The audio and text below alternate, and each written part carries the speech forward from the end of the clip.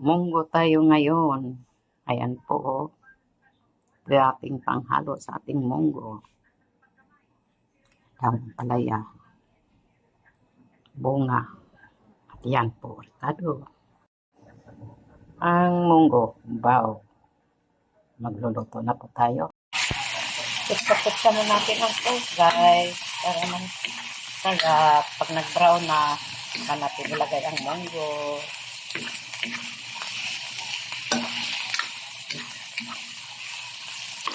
Laki ata may iwa ko tapos. Okay lang yan. Ang munggo, ilalagay na natin ang munggo, guys.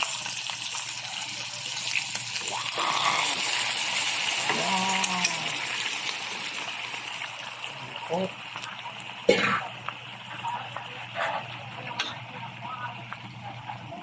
Okay na po yan. Kutsa na naman natin para mahalo na naman yung pork.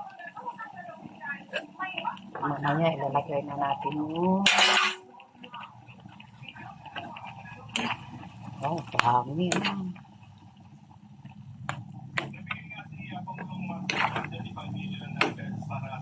Luto na guys ang ating lutong gulay na munggo.